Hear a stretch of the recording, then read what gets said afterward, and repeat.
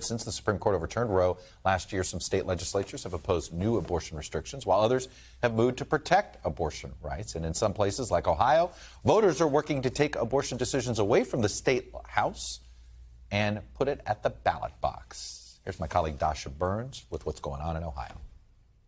Little mistakes, so I'll go through it with you line by line. The latest front line in the battle over abortion rights now in Ohio. I want to make this a constitutional amendment in our Ohio Constitution that women do have these reproductive choices. Abortion rights activists in the Buckeye State working to get 400,000 voter signatures by July 5th to get an amendment on the ballot in November that would enshrine abortion access in the state constitution. What's on the ballot in November is every Ohioan's access to their own choices on their reproductive care. We're amending the state's constitution because it is something that is long-lasting. But first, they'll have to get through Republican legislators in the state house who are aiming to make it harder to amend the state constitution. GOP lawmakers putting a referendum on the books in August aimed at raising the threshold for passing amendments from 50% plus one to 60%,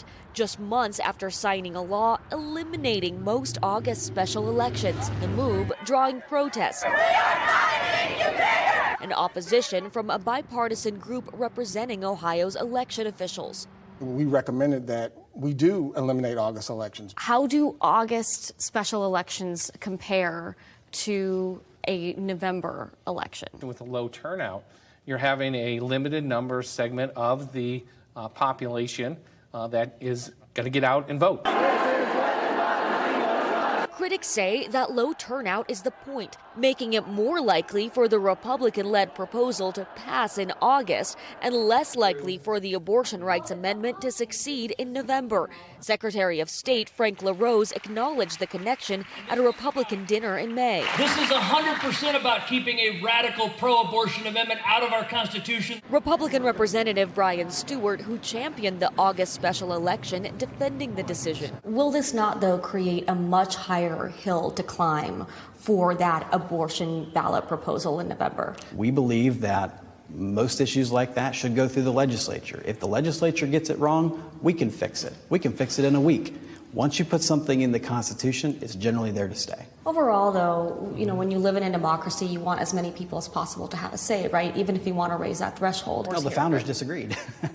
I mean, so do you disagree? You don't want as many people as possible to have a say? I mean, the founders of the United States of America did not put in a provision to allow there to be outside interest group generated amendments. They wanted there to be a supermajority but I'm talking about to the amend voters. The Constitution. The difference between a simple majority and a supermajority could prove pivotal. Polls show 59% of Ohioans support a ballot amendment to make abortion a fundamental right. And in states that have voted to protect abortion access, like Michigan and Kansas, pro-abortion rights movements won by just shy of 60%. Ohio is, the place that this battle is happening right now this year, but this is happening all across the country. It's going to be in so many more states next year during that election cycle. Dasha Burns, NBC News, Columbus, Ohio. Thanks for watching our YouTube channel. Follow today's top stories and breaking news by downloading the NBC News app.